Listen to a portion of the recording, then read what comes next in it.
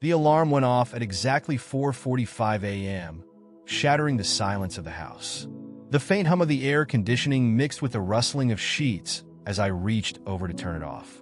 Outside, the suburban streets of Boulder, Colorado, were still cloaked in darkness, the only light coming from the street lamps casting long shadows on the quiet pavement.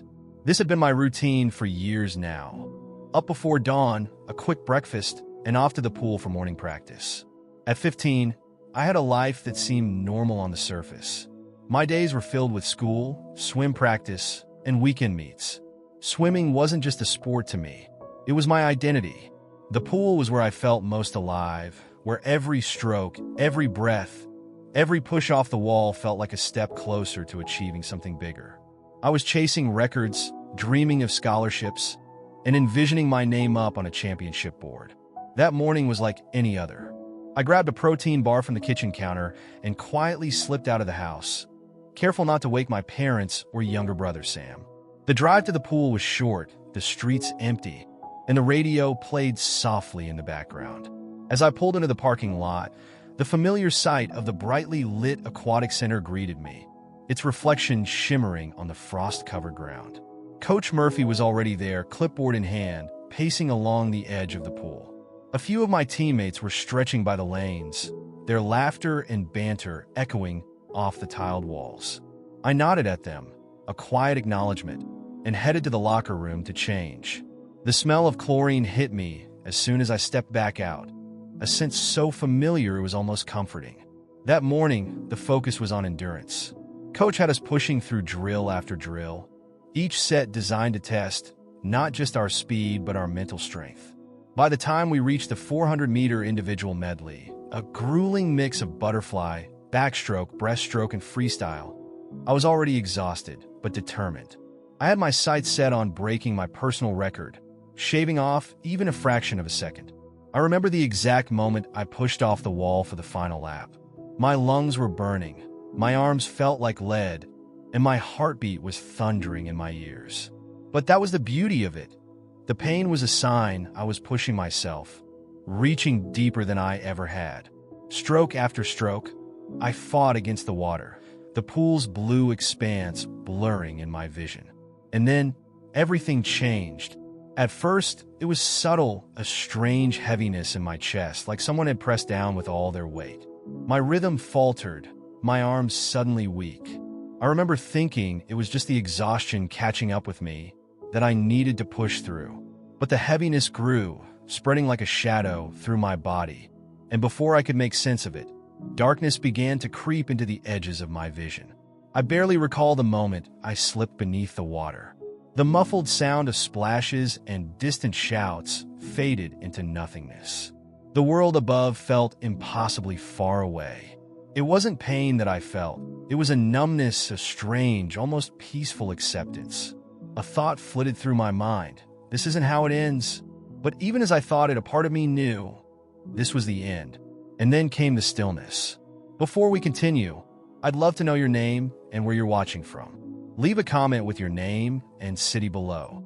Who knows, you might hear your name in the next video and be featured for thousands to see. It's a little way for us to stay connected, no matter where in the world you are. Also, if you're enjoying this story and want to hear more, don't forget to like this video and subscribe to our channel. Together, we're building a community that shares hope and truth. Welcome aboard! The next sensation was disorienting, unlike anything I had ever experienced. It was as if I had been ripped away from my body, but without pain or resistance. I found myself floating, suspended above the water, gazing down at the scene below. There was my body, motionless and lifeless, being pulled from the pool by Coach Murphy. His face was pale with panic, his shouts slicing through the chaos around him. The sound was muted, distant, like listening through a thick pane of glass. I could see everything with perfect clarity. Coach frantically administering CPR, my teammates frozen in shock, some crying, others dialing 911 with trembling hands. The fluorescent lights above the pool cast harsh reflections on the water, rippling in eerie patterns. And yet, despite the commotion, I felt a strange calmness, a detachment as though I were merely an observer in someone else's life. The clock on the wall ticked steadily, oblivious to the unfolding drama. Time felt distorted, minutes stretched into eternity, and yet everything was happening all at once. I wanted to scream, to reach out and tell them I was still here, but no sound came. My voice, my body, everything familiar to me was left behind. Then it happened. The scene below began to blur, fading like an old photograph left in the sun. The lights dimmed, the sounds vanished, and an all-encompassing darkness closed in. It wasn't just the absence of light. It was a living, breathing presence. This darkness was cold and oppressive, pressing against me from every side. It whispered, its voice ancient and insidious. Words I couldn't understand, but instinctively knew carried despair. I tried to move, to escape, but the darkness held me, dragging me into its depths. It was suffocating, and yet I wasn't afraid, at least not yet. Instead, I felt a pull, an unrelenting force drawing me through what seemed like an endless tunnel. The air, or whatever it was, felt heavy and alive, vibrating with the weight of countless voices. They weren't in English, but I understood them nonetheless. These were cries of anguish, the wails of souls lost in torment, each one a story of regret, of choices made and chances lost. Panic began to take hold. My thoughts raced, searching for some explanation, some way out. But the whispers grew louder, more insistent, filling every corner of my consciousness. They spoke of missed opportunities, of lives wasted, of paths that could never be retraced. And amidst it all, one thought echoed louder than the rest. This is what happens when time runs out. Just as the despair threatened to consume me, a sudden force pulled me upward. It was as if an unseen hand had reached into the darkness and snatched me away. The oppressive whispers faded, replaced by an overwhelming sense of motion, like being carried through the currents of a vast, unseen ocean. The darkness fought to pull me back, its tendrils clawing at my very soul, but it was no match for the light that was now surrounding me. At first, it was a faint glow, distant and almost imperceptible. But as I was carried closer, the light grew, expanding and intensifying until it became all I could see. It wasn't like any light I'd known on Earth. It was alive, radiant, and pulsating with a power that was both awe-inspiring and humbling. It filled me with warmth and peace, erasing the lingering shadows of the darkness. And then I saw him. Standing in the center of the light was a figure so magnificent, so incomprehensibly glorious, that my first instinct was to avert my gaze. This was no mere man. This was the embodiment of holiness, the source of everything good and true. I knew instantly who he was, though no words were spoken. This was Jesus, not as I had imagined him, but in his full, radiant glory. His presence was overwhelming, a perfect blend of love, power, and authority. It was as if every fiber of my being recognized him, not just as a figure of faith, but as the very essence of existence. I fell to my knees, if what I had could even be called knees in this form, not out of fear, but out of reverence. Jesus looked at me, his eyes piercing through every layer of my soul. They weren't just eyes. They were windows into eternity, holding the weight of infinite love and infinite sorrow.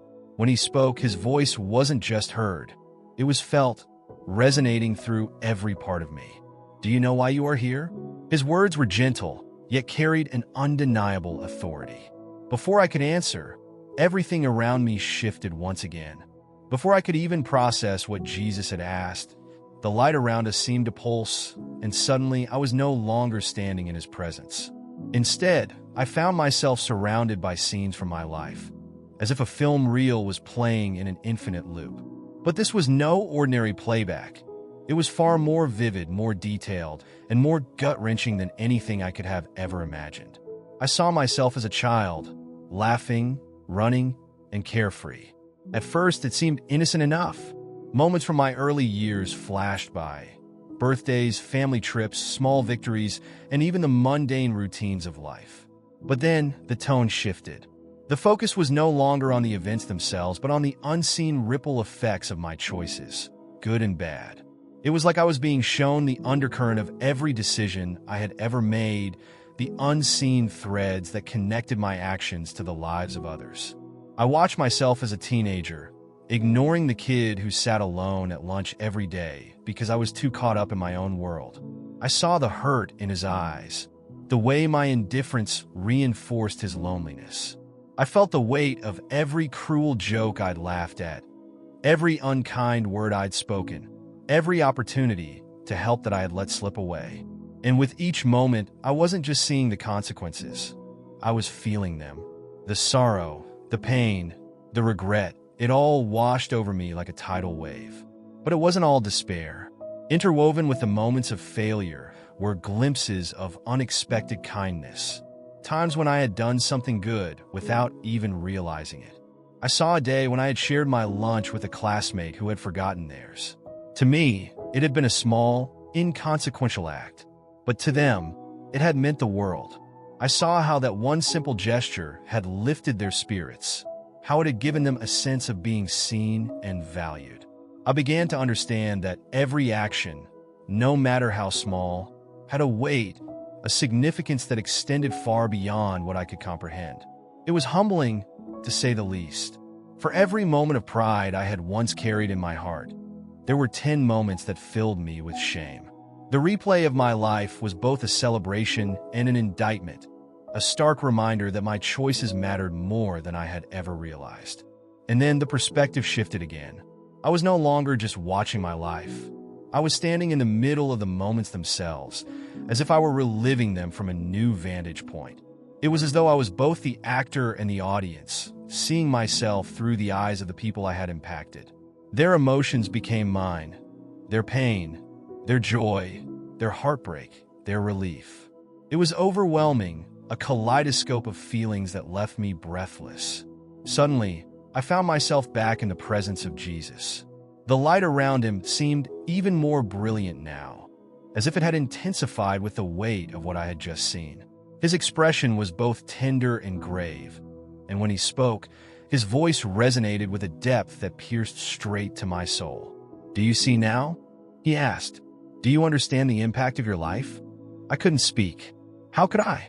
My heart was heavy with the realization of all the times I had fallen short, the opportunities one had wasted, and the hurt I had caused. But mixed with the sorrow was an overwhelming sense of gratitude. Gratitude for the moments of grace I had been given, for the chances to make a difference, no matter how small. Jesus raised his hand, and in an instant, the scenes of my life faded. In their place appeared something I could only describe as a vast cosmic tapestry. It stretched out endlessly, each thread glowing with its own unique light. Some threads were vibrant and strong, while others were thin and flickering, barely holding on. I realized with awe that this was the interconnected web of humanity, the intricate design that bound every soul together. Every life is a thread, Jesus explained. Every action, every choice, every word you speak weaves into this tapestry. Some threads strengthen the whole, while others weaken it. Your life is not just about you. It is about how you touch the lives of others. I stared at the tapestry, overwhelmed by its beauty and complexity. It was both humbling and terrifying to know that my thread was a part of this grand design. And yet, as I looked closer, I noticed something that made my heart sink. There were dark patches, areas where the light of the threads had faded or been extinguished entirely. These were places where sin, apathy, and indifference had taken root, disrupting the harmony of the whole. Jesus gestured toward one of the dark patches, and I saw threads breaking apart, unraveling before my eyes. These are the lives affected by choices made without love, without purpose, he said. But there is still hope. The tapestry can be mended if people are willing to choose differently. His words hung in the air, heavy with meaning. I wanted to respond, to promise that I would do better, but before I could, the light around us shifted once more. The tapestry dissolved, and I was plunged into a vision so vivid, so haunting, that it left me reeling. The air around me felt different, charged electric, pulsing with an energy that was both overwhelming and foreign. The light that had once surrounded me dimmed, and suddenly, I was no longer in Jesus' presence. Instead, I was somewhere else, somewhere I could barely comprehend. I was standing on the edge of a vast expanse, stretching out in all directions, impossible to measure or contain. The ground beneath my feet was neither solid nor liquid, shifting with each step as though I were walking on the very fabric of existence itself. The sky above was a swirling mass of colors I had never seen before, deep, endless blues merging into golden hues, with streaks of silver light cutting through like lightning frozen in time. And then I saw them, countless figures moving in the distance, some walking, some kneeling, others standing still, as though waiting. They were luminous, their very essence glowing with a brilliance that seemed to come from within. And yet, even in their radiance, there was a clear difference among them. Some shone brighter, their light steady and unwavering, while others flickered like dying embers. I felt a presence beside me, and when I turned, an angel stood there.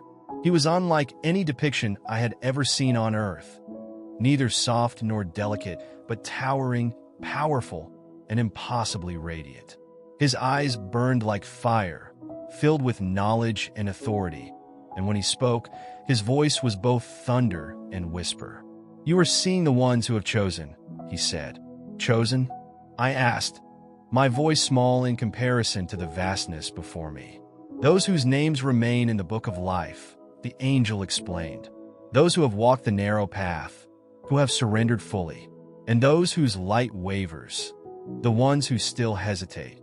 I took a step closer, watching as some of the flickering figures dimmed even further, their light growing faint until, suddenly, they were gone, snuffed out like a candle in the wind. "What happened to them?"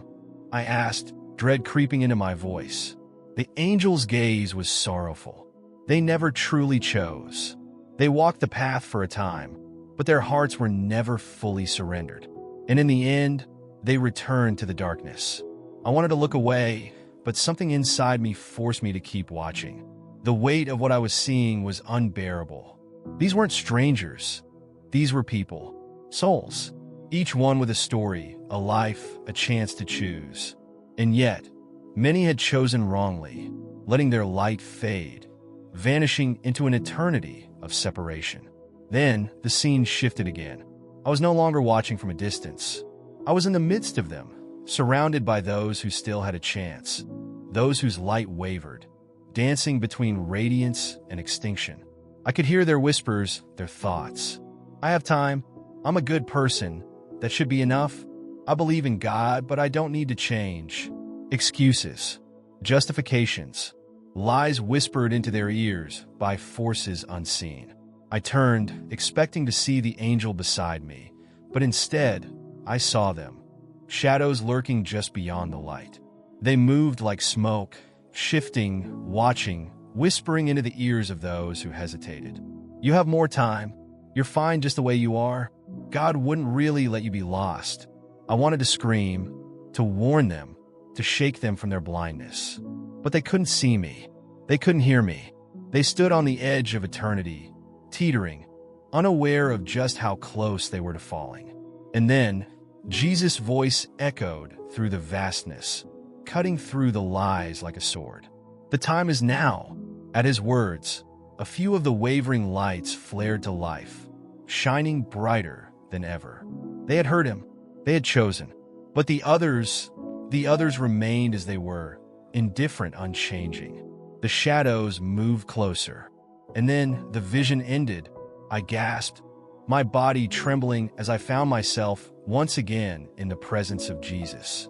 My knees hit the ground, overwhelmed by what I had seen. He looked at me, his expression filled with both love and sorrow. "Do you understand now?" he asked. I nodded, unable to speak. I understood. I understood too well. Before we continue, I want to hear from you. Drop a comment below with your name and the city you're watching from. In our next video, we'll send a special greeting to some of you. Imagine hearing your name called out in front of thousands of people. It's a way to bring our community together and make this experience even more personal. And if you haven't already, don't forget to like this video. It helps more people hear this message, and together, we can reach those who need it most. I was still on my knees, my body trembling, my soul burdened with the weight of what I had seen. The vision of the flickering lights, the voices of hesitation, and the creeping darkness lingered in my mind. I wanted to weep, to scream, to beg them to see the truth. But I was just one soul standing before the King of all creation. Jesus' presence was overwhelming, not in an oppressive way, but in a way that left no room for misunderstanding. This was the fullness of truth, standing before me, wrapped in unfathomable love and unbearable sorrow. His voice, steady yet filled with urgency, broke the silence. "You have seen what awaits those who do not choose," he said. "But now, you must see the purpose for which you were sent back." At his words, the space around us shifted once again. I was no longer in his immediate presence, but standing in the middle of a vast battlefield. Except, it wasn't a battlefield of flesh and blood. Before me stretched a war unlike anything I had ever imagined. It wasn't fought with swords or guns. It was fought with souls. On one side, I saw warriors clothed in light, their weapons not made of metal but of fire, wielding something that burned with divine brilliance. Their faces were fierce, filled with purpose, unwavering. But they were outnumbered. On the other side was an army of shadows, grotesque, twisting forms that slithered and moved in unnatural ways. Their presence alone sent a chill through my spirit. They didn't wield weapons in the way we understood. Instead, their power was in their voices. I could hear them whispering, "Stay comfortable. Follow your heart. There is no urgency. You have time." Each word, each lie, wrapped around those who hesitated, those who wavered, and I saw how some fell to their knees, their light dimming. I turned to see Jesus standing beside me, watching the battlefield with an expression of sorrow but also resolve. "This war is already being fought," he said, "not with armies of nations, but in the hearts of men, and too many are blind to it." I saw faces I recognized, friends, family, even strangers I had passed by in life. Some stood strong, fighting, their souls burning like stars against the darkness. Others were consumed by apathy, standing idly by, unaware of the war raging around them. And then there were those who had already fallen, swallowed by the whispers, their lights extinguished. Jesus lifted his hand, and the scene changed again. I was standing in the middle of a city, New York, though it felt different. The streets were packed with people, their eyes locked onto the screens of their phones, oblivious to everything around them. I looked up, and I could see things that I never had before. Demons moved among the crowds, unseen but entirely present, whispering into ears, placing thoughts into minds, twisting truth into lies. I could see their words taking root in people's hearts. "I'm too busy for God. Religion is for the weak. God is love. He would never judge me. If there was a God, why is the world so broken?" And as each whisper settled, I saw people drift further away from the light, their souls growing colder. Some laughed, scrolling mindlessly through their devices. Others walked with a sense of emptiness, their eyes hollow, their faces tired. And worst of all, no one saw what was happening. They were completely blind to the war around them. I turned to Jesus, my heart breaking. Why don't they see it? If they could just see the truth, they would wake up. He looked at me, his expression filled with deep sadness. Some do, but many choose not to. The distractions of the world are louder than my voice in their lives. They listen to what pleases them, and they push away what challenges them. His words cut deep. I had seen it in my own life, in the people around me. So many were caught up in the temporary, chasing careers, entertainment, fame, comfort, while completely ignoring the eternal. Jesus stepped closer, his voice firm. "That is why I am sending you back. They must be warned. Time is shorter than they know." My breath caught in my throat. The weight of his words settled on me like a mantle I hadn't asked for, but one I knew I could not refuse. The city around us blurred, the sounds of the streets fading into silence, and I found myself staring into the eyes of the Savior once more. "This is not a choice," he said gently. "You were born for this moment, to stand between the voices of deception and the souls that can still be saved." His hand touched my forehead, and instantly, I was filled with an understanding I could not contain. I knew what I had to do. The world needed to know. And then, in an instant, the light was gone. The moment the light vanished, I felt it, a violent pull, like being yanked from one world and hurled into another. My entire being trembled as I plummeted downward, through darkness, through time, through something I couldn't name. It was as if the very fabric of existence was shifting around me, stretching, tearing before snapping back into place. And then I was back. Cold air rushed into my lungs as I gasped, my body arching off the ground. Blinding pain shot through my chest, my limbs convulsing as if awakening from a deep, unnatural sleep. Distant voices, muffled and panicked, reached my ears. "He's back!" someone shouted. My eyelids fluttered open, the sterile glow of fluorescent lights piercing through my blurred vision. I was no longer in the presence of Jesus, no longer standing in that realm beyond time. I was in the middle of a chaotic scene, EMTs surrounding me, their hands pressing against my chest, wires and monitors beeping frantically. I was alive. The realization hit me like a wave. I had been dead, gone. I had seen eternity, spoken to the Creator himself, witnessed the unseen war that raged over the souls of men. And now, I was back in this fragile, fleeting world. "Marcus, stay with us," a paramedic's voice broke through the haze. "You were gone for over 9 minutes." 9 minutes. It had felt like an eternity. I turned my head slightly, catching sight of my coach, pale and shaking, his hands gripping his knees as if he might collapse. My teammates stood frozen, some crying, others staring at me with expressions of disbelief.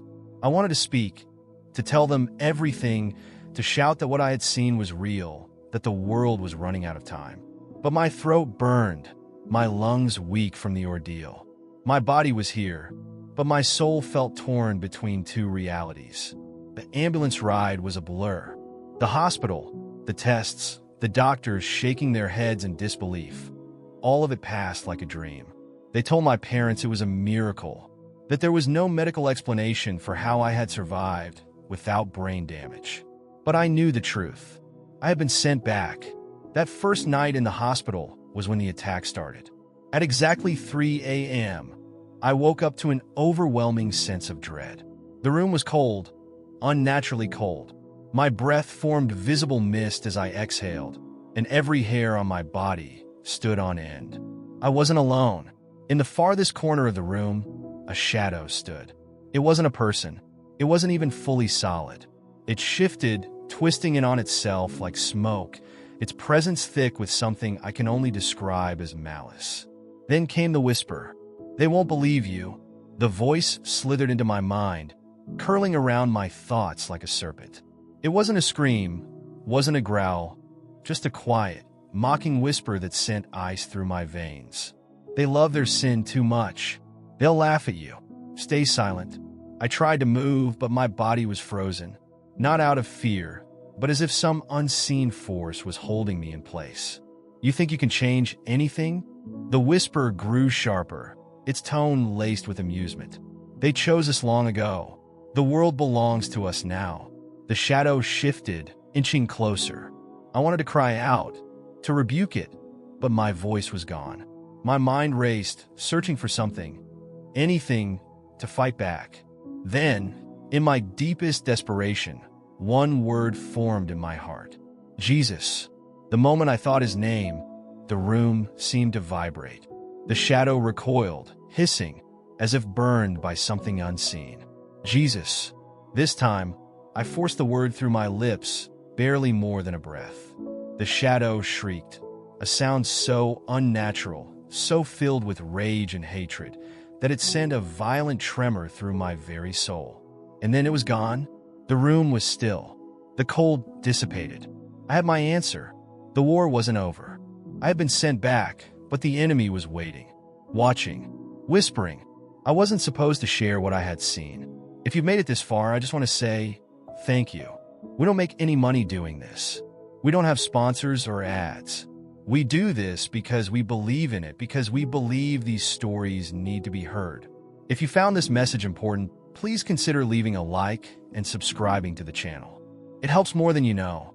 You'd be joining a community of people who are searching for truth, just like you. And together, we can make sure this message reaches those who need it most.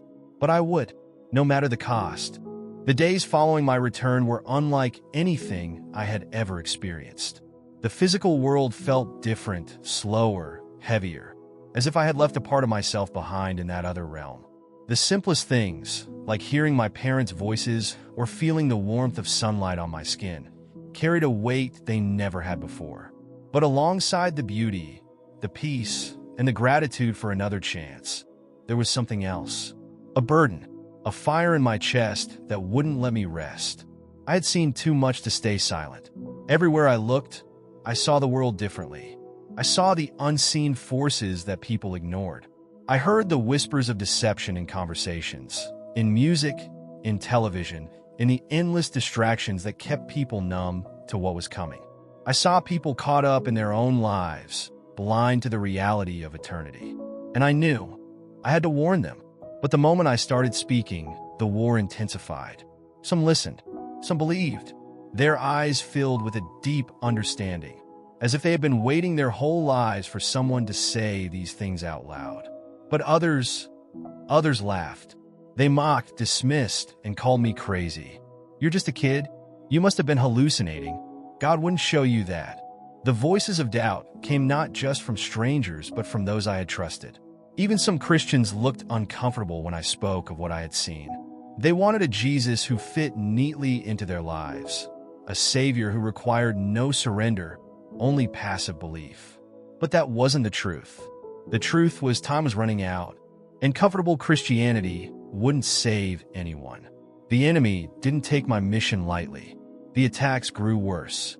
The shadows returned at night, whispering the same taunts, trying to silence me. But I had seen their end. I had seen their fate. And I knew that no matter how fierce the battle, they had already lost. I held on to Jesus' words. Tell them what you saw. Tell them time is running out. Tell them I am coming. And so I did. I told everyone who would listen. I shared what I had seen, what I had felt, what Jesus had shown me. And with every person who listened, with every soul that turned back to God, the darkness shrank just a little more. I don't know how much time we have left. I don't know the exact moment the door will close. But I know this. Many believe they have time, but they don't. Many believe they are saved, but they aren't. This is the wake-up call. If you are hearing this, it is not by accident. You were meant to hear it. You were meant to know, because now you have a choice. This world is not what it seems. There is a war for your soul. And if you think you can sit on the fence, if you think you can wait until later, you are already choosing. Jesus is calling you right now, but the choice is yours. This isn't the end. It's just the beginning. There's another video waiting for you, and I promise it will open your eyes even more. Just click on the video appearing on your screen now. It's going to be revealing for your life. And before you go, leave a like and comment amen below so that you continue receiving blessings in your life. See you in the next one.